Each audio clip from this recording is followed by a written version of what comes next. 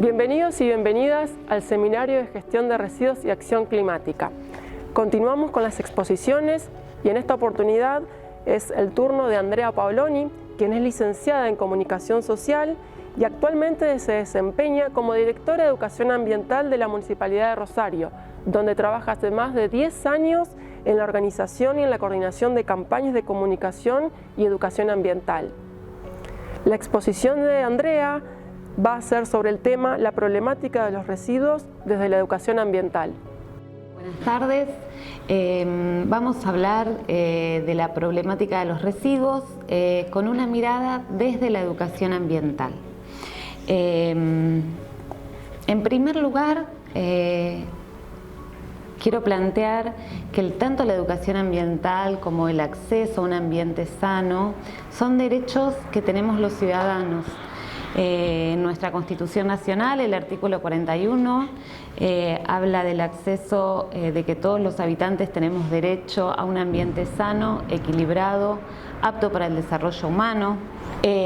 También del año 2012 es la Ley General del Ambiente, donde el artículo 2 ya habla de la educación ambiental, de promover cambios en los valores y conductas sociales que posibiliten el desarrollo sustentable a través de una educación ambiental, tanto en el sistema formal como en el no formal. También hay otros artículos en la Ley General del Ambiente, como el artículo 8, 14 y 15, que es que me interesa resaltarlo, que hablan de la educación ambiental.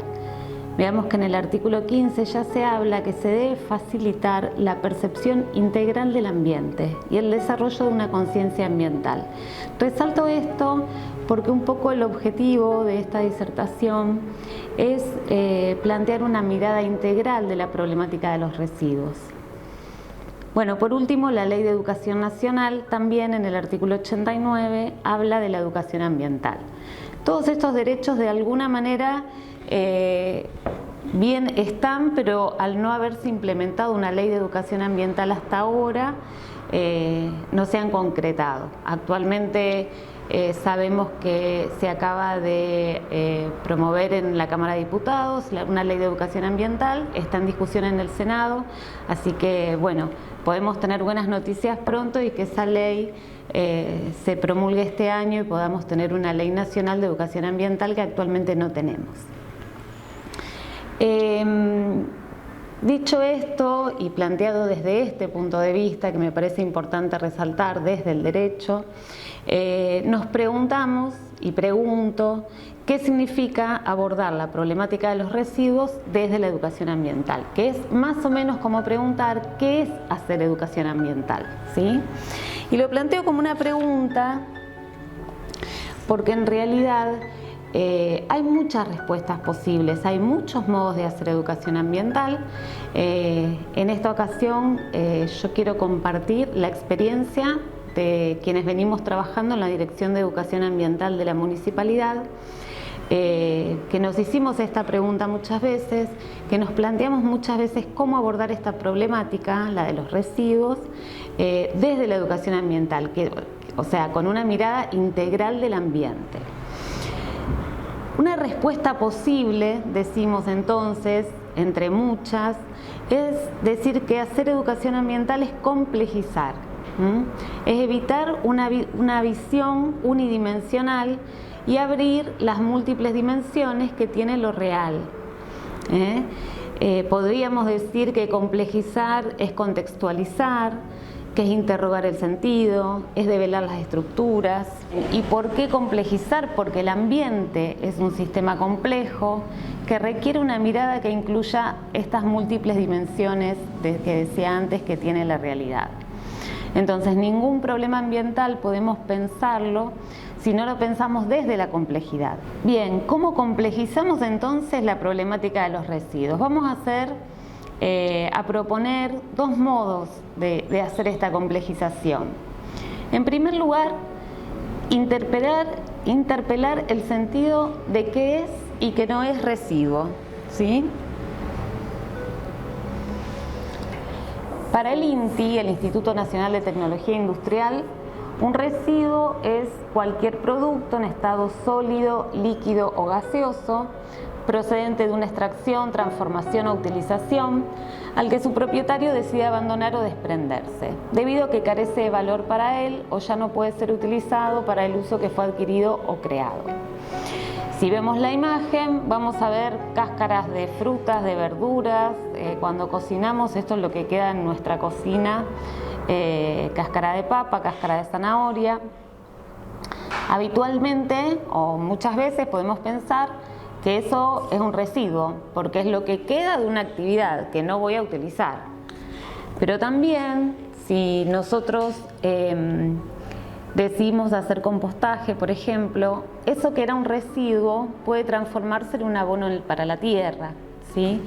O sea que ya eso que yo deseché porque no le daba ningún uso, se incorpora una nueva práctica, puede tener otro uso y puede tener un valor, como es el compost.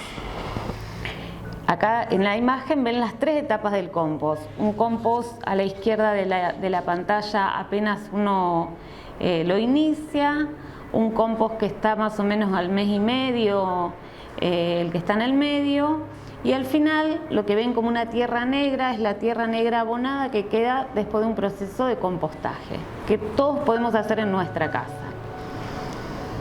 En esta otra imagen van a ver un compost hecho en un jardín con hojas secas.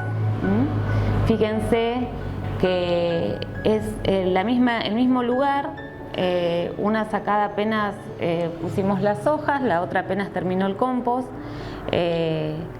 pero fíjense esa transformación, ¿no? Lo que era un residuo deja de serlo. Pero también hay otros aspectos por los cuales decimos que no podemos dar por sentado que es un residuo y que no lo es. Lo que para muchos es residuo, como puede ser la caja, el envoltorio de algo que compramos, para otras personas es un medio de vida o es aquellos que venden como un trabajo. Quiere decir que lo que para algunos es residuo, para otros tiene valor.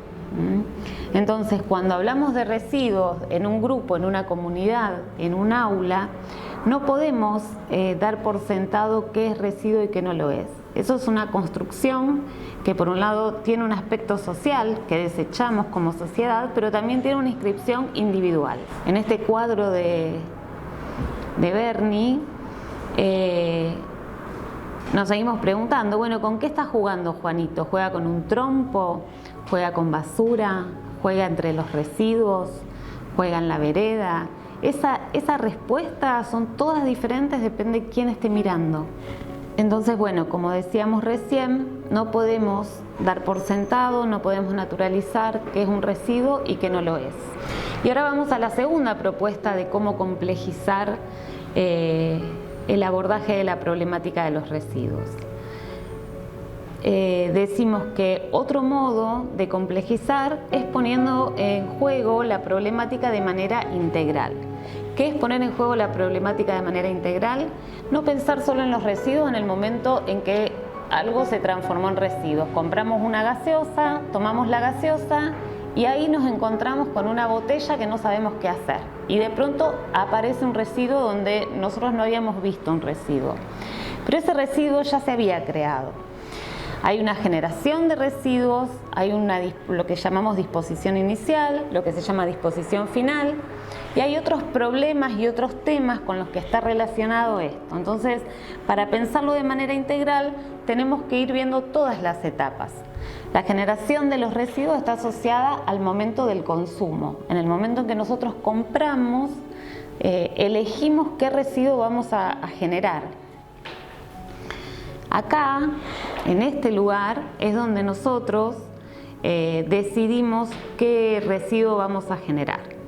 También cuando hablamos de la generación de los residuos, tenemos que pensar que la generación de los residuos incluye con qué materiales se fabricaron los productos que luego vamos a desechar. Ahora vamos a ver el ejemplo de las botellas de plástico y de las latas.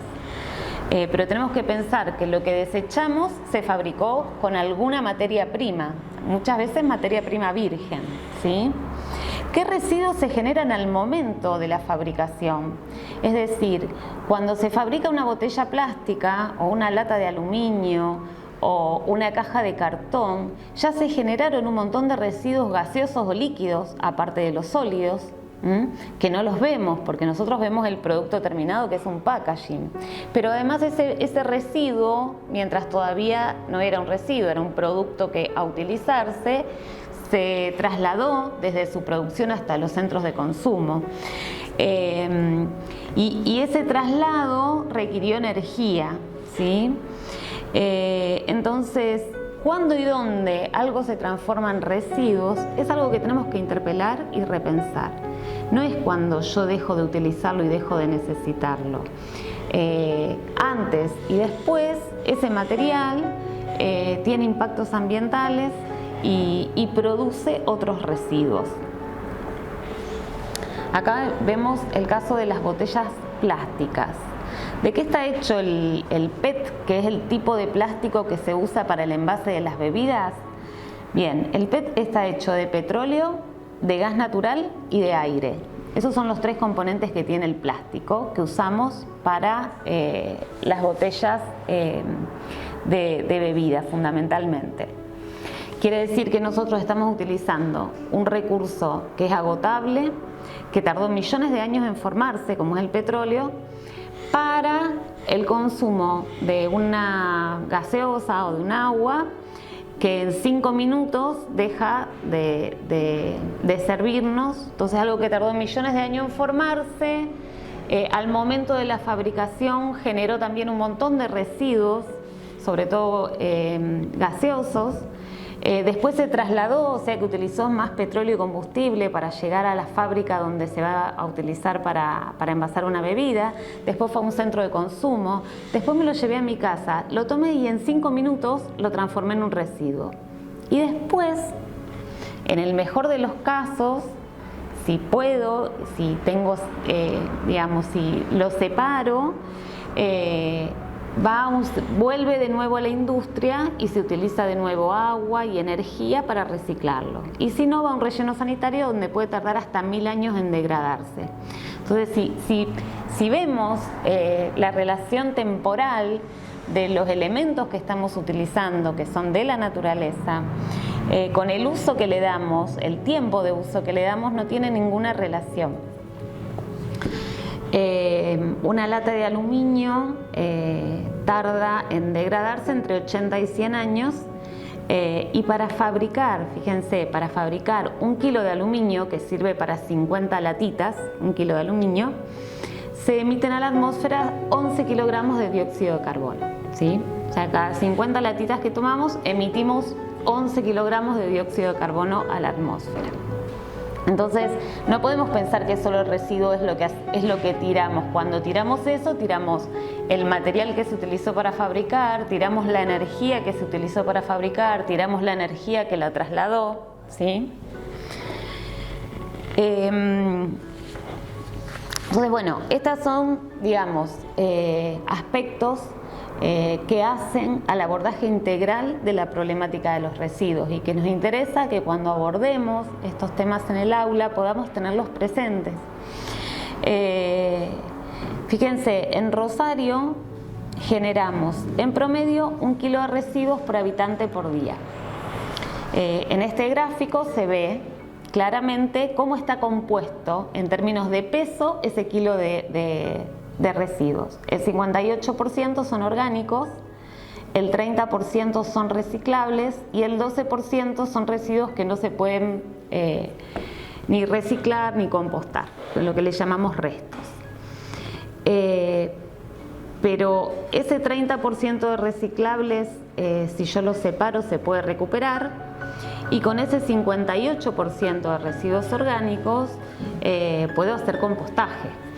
Entonces, en realidad, nuestras posibilidades de intervenir sobre esa cantidad de residuos que se generan, podemos intervenir sobre una fracción muy grande. Eso es lo que quiero decir.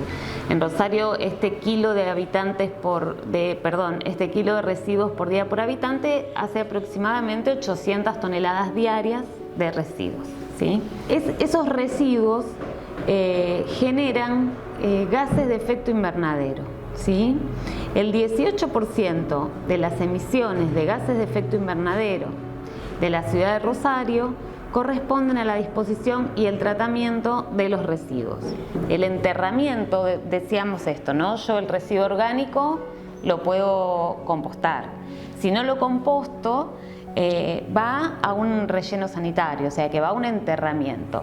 Enterrar residuos orgánicos produce gas metano y óxido nitroso, que son dos de los gases de efecto invernadero, ¿sí? O sea, la descomposición de ese residuo sin oxígeno produce esos gases.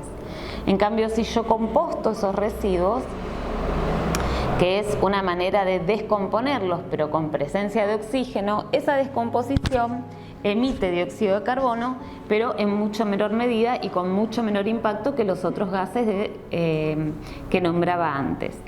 Entonces, este es otro efecto que tienen nuestros residuos. Esas emisiones que nombraba antes de gases de efecto invernadero, por un lado provienen de los residuos de los residuos orgánicos que generamos, pero también hay un aspecto que se viene trabajando a nivel mundial y el Programa de Naciones Unidas para el Medio Ambiente viene haciendo mucho hincapié en esto, que dice que entre el 8 y el 10% de las emisiones globales de gases de efecto invernadero están asociadas al desperdicio de los alimentos, a alimentos que no se consumen.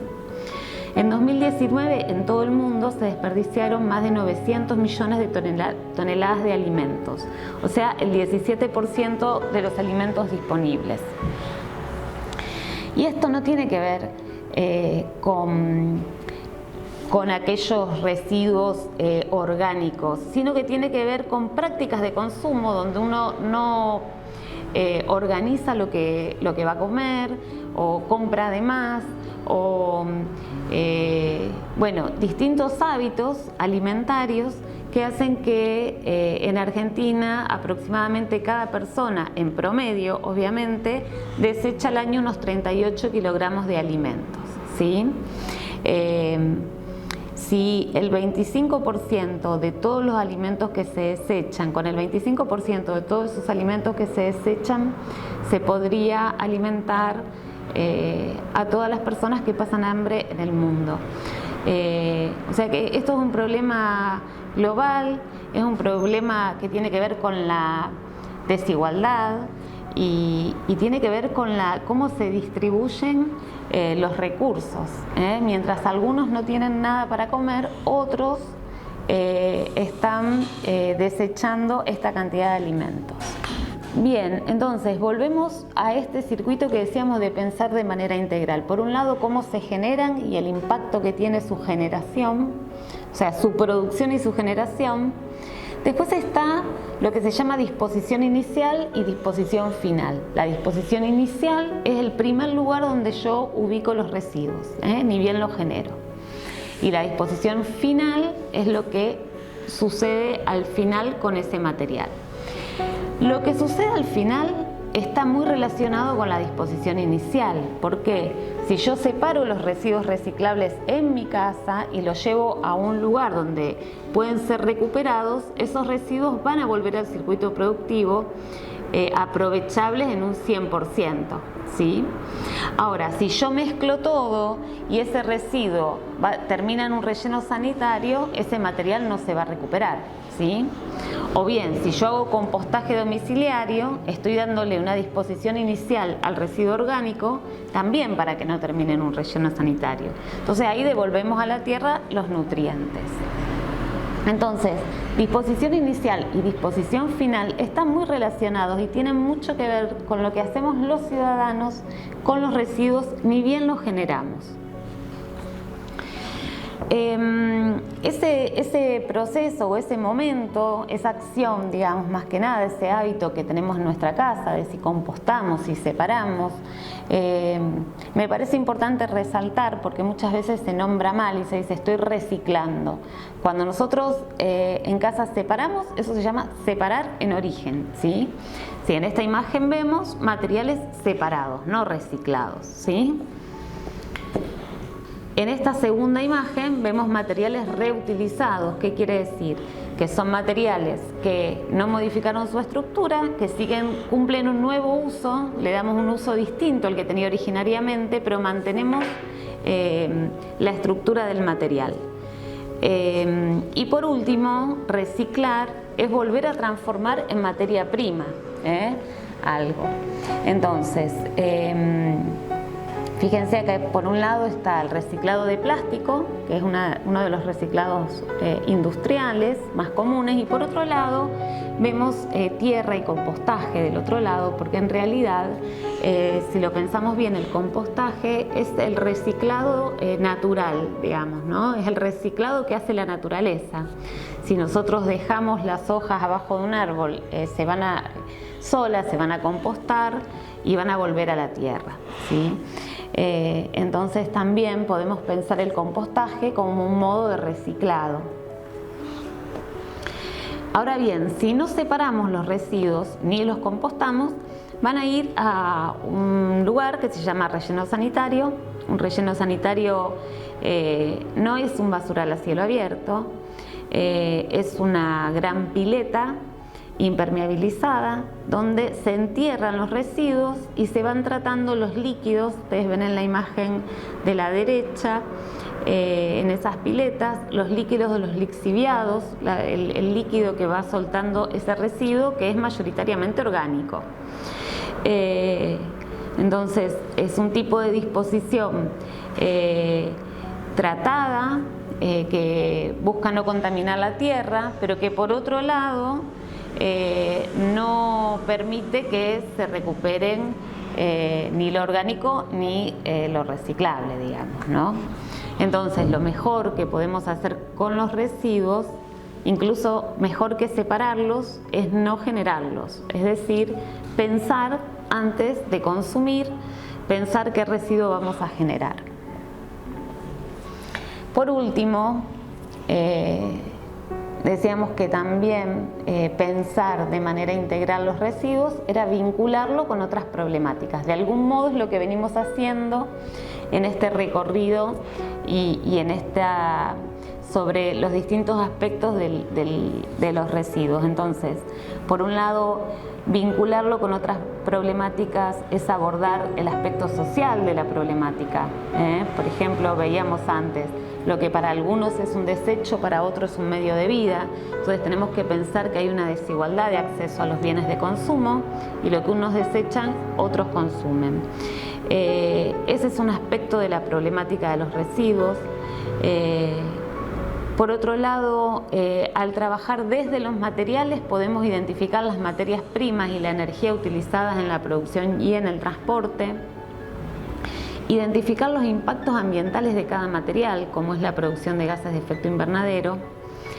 Y por último, decíamos, problematizando hábitos, como puede ser el desperdicio de alimentos.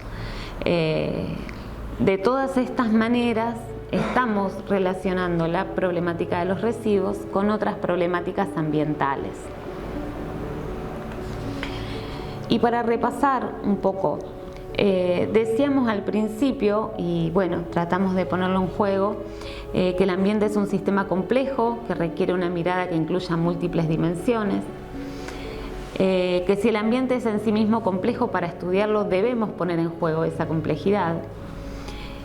Por eso ningún problema ambiental puede pensarse o resolverse desde un solo aspecto, y complejizar lo que vemos no es necesariamente para complicarlo. Puede ser que sea más complicado, pero no es necesariamente para complicarlo, sino para entenderlo y poder intervenir. Bien, y más allá de estas conclusiones, me gustaría dejar esta pregunta un poco abierta, que tiene que ver con la problemática de los residuos y también con otras problemáticas ambientales, que es cómo nos relacionamos con la tierra. Y voy a compartir una frase de un ecólogo norteamericano, que es Aldo Leopold, que dice que abusamos de la tierra porque vemos en ella una mera mercancía que nos pertenece. Cuando percibamos la tierra como una comunidad a la que nosotros pertenecemos, quizás empecemos a hacer un uso de ella con amor y con respeto. Bueno, muchas gracias y espero que les sirva esta charla.